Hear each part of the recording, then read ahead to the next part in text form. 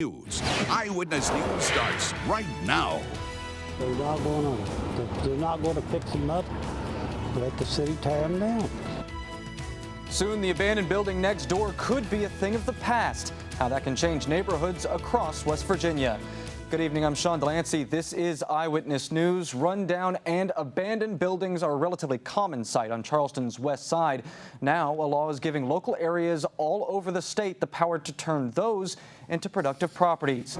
Eyewitness News reporter Kaylee Gunderson is live on Delaware Avenue to explain what this law means to the people who live there. Kaylee? Thank you, Kaylee. In a very touching gesture, Postal Service workers put together a parade in honor of a fallen friend. Ronnie Lee Bowles died unexpectedly Tuesday while making deliveries on his route. Bowles has been delivering for the Postal Service for 25 years, so his friends and co-workers put on a parade this morning, filling Canal Boulevard with roughly 40 mail trucks. Friends say Bowles was a people person who loved work and delivering to his customers. Bowles was 67 years old. A new way to fight crime in Fayette County. The county commission there has established a special fund to reward people who give information that leads to arrests and convictions of criminal suspects. The fund is in coordination with Crime Stoppers of West Virginia and will pay out cash rewards for those tips. Payments from the fund will be made through Crime Stoppers, but must be authorized by the sheriff's and prosecuting attorney. Prosecuting attorney Larry Hara says right now they are focused on solving unsolved cases. The amount of the cash reward will depend on the quality of the information and the type of crime. For a list of the specific crimes they're requesting help with, head to our website, WCHS TV8.com. Two people are in jail facing drug charges following a sheriff's department raid in Mason County. Theron Smith and Amanda Chafin, both from Ohio, were arrested yesterday and charged with 2 counts of possession with intent to deliver. Mason deputies say they followed up on a narcotics complaint on Living Road in West Columbia and seized $1,500 in drugs. Deputies say Smith admitted to getting out of prison in May and is on parole for prior drug-related charges. Both were taken to the Western Regional Jail. More charges are possible. Thank you, Doug. And don't forget, WCHS, Fox 11, and Sprint are sending a storm of prizes your way this summer. Search WCHS in your app store and download our free weather app. Then click the link in-app for your chance to win one of 12 weekly prizes of Bluetooth headphones or a Bluetooth speaker. One grand prize winner will win a Samsung Galaxy Tab E and more from Sprint. Weekly prizes will be drawn every Monday through September 25th. In your community, thousands of Boy Scouts will converge in West Virginia this week for the National Scout Jamboree. 24,000 scouts and leaders and 6,000 volunteers will be at the Summit Betchel Reserve in Fayette County for the next 10 days. That's enough people to make Glen Jean the 3rd largest city in West Virginia for the period. This is the 2nd time they've hosted the Jamboree, and Summit Betchel Reserve spokesman Gary Hartley says they have had contractors working all last week putting on the finishing touches. Hartley says that the Jamboree is a way to show West Virginia off to people from all over the country. And we are getting ready to kick off our Tools for School drive with Brick Street Insurance. It begins next week, and all the items collected will go to local students in need.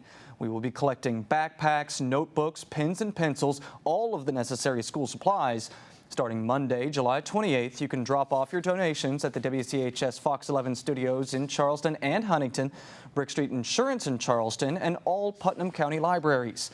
Catholic Charities West Virginia will also be accepting donations at any of their affiliated churches through July 30th. For a full list of when your county heads back to school and where the Tools for Schools drop-off locations will be, head to our website, WCHSTV.com. Just ahead, fire and water both threaten to demolish a small California town. How Oroville residents are weathering a broken dam and a wall of flames. You're watching Eyewitness News, West Virginia's source for news. Brought to you by the Dutch Miller Automotive Group.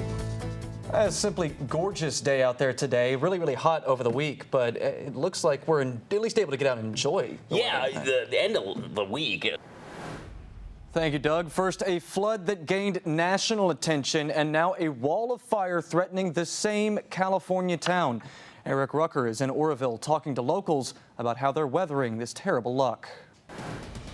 Obamacare's repeal and replace stalls again. Trump takes to Twitter to defend his son, and new numbers show what people think about his performance. That's all next on Eyewitness News. President Donald Trump is expected to recertify the Iran nuclear agreement as early as tomorrow, despite his heavy criticism of the deal during the campaign trail. The 2-year anniversary of the Obama-era deal struck with Iranians past Friday. The deal is designed to stop Iranian production of nuclear weapons in exchange for Iran's protection from sanctions by the United States. During the campaign trail, Trump railed against the agreement, calling it ineffective, and promised dismantling it would be his #1 priority. Today, Iran's foreign minister told CNN, deal or no deal, they are not seeking to build weapons of mass destruction.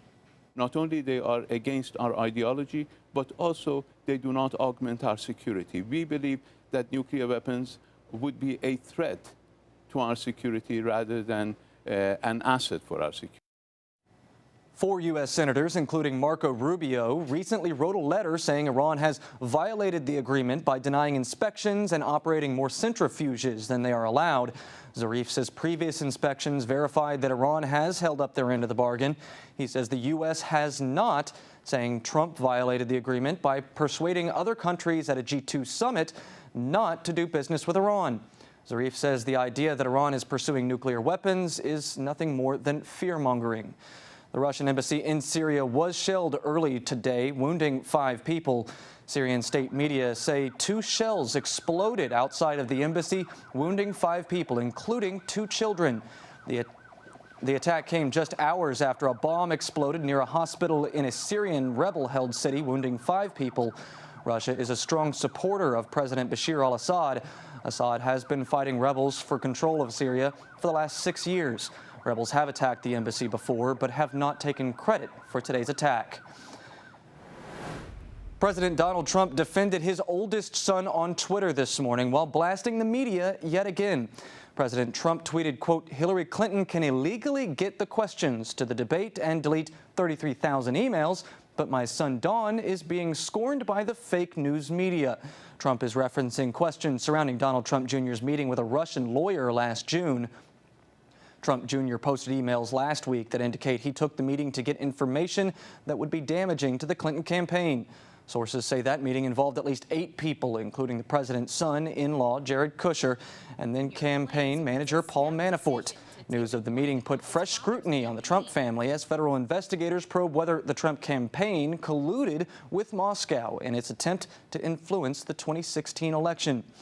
New polling out today on President Trump's job performance, and of course, he's responding to that as well. The numbers come as the White House is dealing with the Russia investigation and the battle over health care reform. ABC's David Wright has the latest. A who's who, how the City of Champions celebrated some of the state's best. That's next with Josh Lewis on Eyewitness Sports.